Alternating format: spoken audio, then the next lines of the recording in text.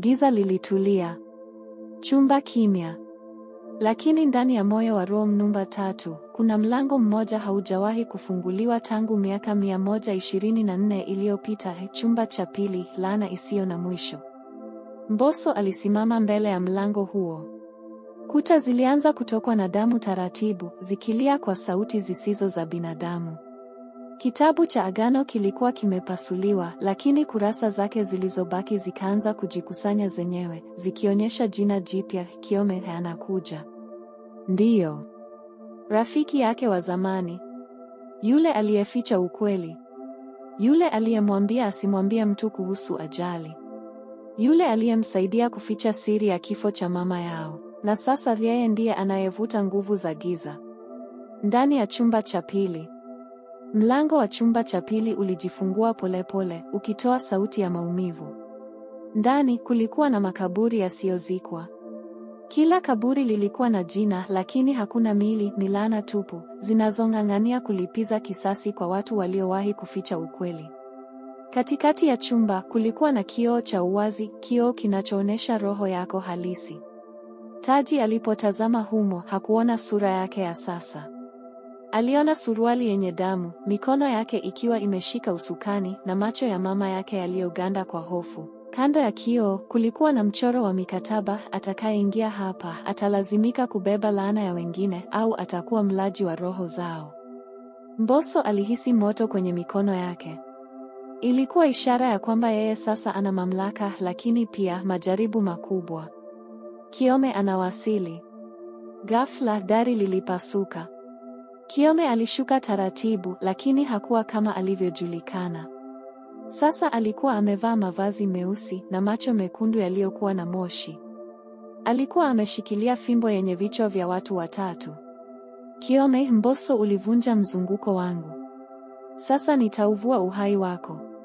Mbosso hakusogea. Alikumbuka kila kitu: maumivu, ukweli na hasira aliyojificha kwa miaka.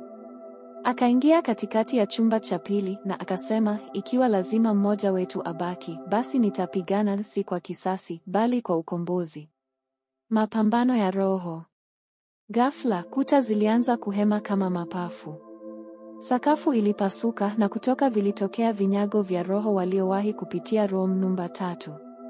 Walianza kuimba: aliye na dhambi ashuke chini, aliye na ukweli apate uzima. Mbosso na Kiome walikumbatiana na kutumbukia ndani ya mzunguko wa giza, mapambano ya kiroho, ya nafsi, ya damu. Moshi ulifunika kila kitu. Sauti zikapotea, mwanga ukazima. Giza. Kimya. Hakuna hata pumzi. Mbosso aliamka akiwa ndani ya chumba tupu, kuta nyeupe kama karatasi isiyoandikwa. Hakukuwa na mlango wala dari. Ni sauti tu ilisikika kutoka kila upande: hapa ndipo mwisho. Lakini pia mwanzo. Mbosso alisimama akiwa amevaa mavazi meupe. Hakujua kama alikuwa hai au amekufa.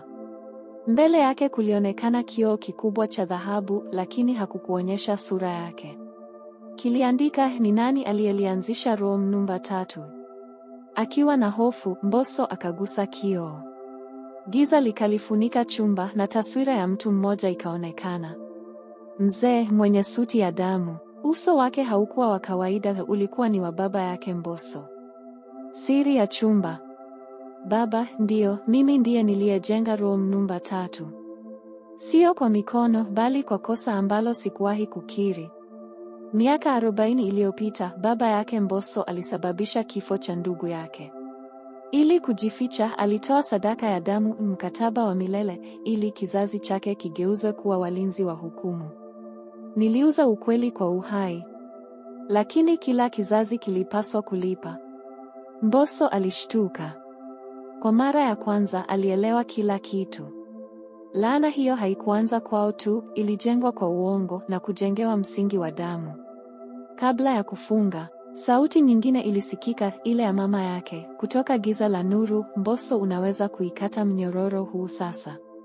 Lakini lazima ukubali na usahau. Ilikuwa ni chaguo la mwisho, kubeba laana ya familia milele, akiwa mlinzi wa mwisho wa room namba 3. kuvunja chumba, kufuta historia, lakini kusahau kila kitu: mama yake, ukweli, na hata jina lake. Mbosso alitazama kioo. Alilia. Akaandika jina lake kwenye kioo, Mbosso. Mwisho wa mzunguko. Mwanga mkali ulijaza chumba. Kuta zikavunjika. Chumba kikayeyuka polepole kama moshi.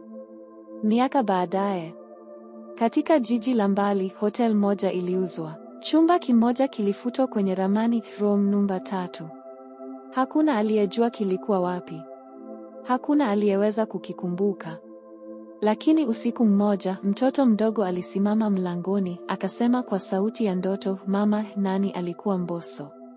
Mama alitabasamu, machozi yakimtoka. Hakuna mtu aliyeitwa hivyo. Ni jina la hadithi tu. Lakini macho ya mtoto yakaangaza, kama aliyeona zaidi ya ndoto. Mwisho wa room namba 3. Chumba kilifutwa. Mzunguko ukakatwa. Lakini hadithi yake itaishi kwa yule atakayejaribu kujenga mlango mwingine.